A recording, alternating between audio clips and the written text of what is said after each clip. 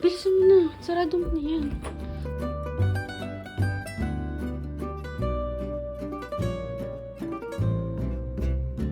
Sabi ko sa'yo, dito ka na nga matulog eh. Hindi nakakahiya ako eh. Hindi nakakahiya yan. Sige na.